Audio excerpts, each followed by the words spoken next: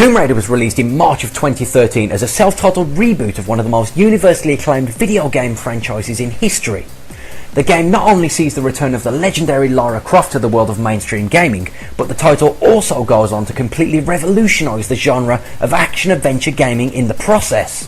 With the most emphasis on character development and storyline progression that has ever been seen in a Tomb Raider game, this rethinking of Lara Croft as an individual is perhaps the best thing that the franchise has seen. Combined with stunning visuals, a masterful music score, and more twists and turns than an episode of Lost, Tomb Raider 2013 does everything in its power to grasp the gamer's attention and keep them hooked from beginning to end. Tomb Raider has also made the headlines for its brutal emphasis on blood, gore and grisly deaths.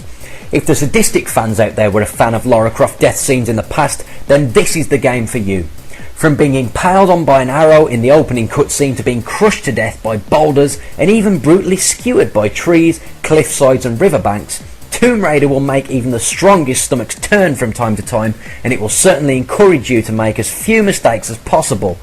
The simplest mistake can result in some of the most horrific death scenes that gaming has ever seen. Lara isn't the only character to see development, with a cast of survivors that the player will come to know and love as if they actually were inside Lara's mind. The writing of the game's storyline perfectly illustrates such human concepts and emphasises such emotions and feelings as love, loss, betrayal and of course death. Much of the game's versatility comes from finding base camps. As the main hub of an individual area, Lara can level up and learn new skills at a base camp with a system reminiscent of a console RPG. These new skills will help Lara become a more accurate shot, a better hunter and a flawless wilderness survivor who is capable of besting the elements and surviving against the game's many vicious enemies, which include ferocious beasts, fellow survivors and the mysterious mythical Oni. From base camps, Lara can also view a map of the world. This map can also be accessed by pressing select. As well as serving as a fast travel feature that allows Lara to revisit previous areas to find missing secrets, documents and other hidden items, the map also serves as a key that will tell you things that you have missed, which can include secret tombs. The title feature of the game, Secret Tombs, while somewhat challenging, are also equally somewhat disappointing. With usually between 1 and 2 secret tombs in each main area, they are not only very easy to locate but also very easy to complete. Each secret tomb only features one puzzle. Once this puzzle is complete, Lara gains access to the chest, and after opening that chest, Lara has absolutely no reason to revisit that tomb again. With the game being called Tomb Raider, I was left feeling somewhat cheated by the secret tomb aspect of the game, and while very enjoyable while they lasted, the problem was they just didn't last very long, and I would have been much happier if there were 3 to 5 puzzles per tomb rather than just one, which would of course make the reward feel like you had to work for it rather than just being handed it. One other feature that kind of annoyed me was the game's huge emphasis on running and gunning. There were more battles than I could count, and these battles before long became tiresome and repetitive to the point where I began to dread them.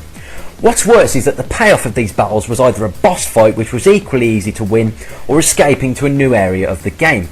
There were way too many battles in the game and not enough emphasis on puzzle solving or, as the title suggests, the tomb raiding of old.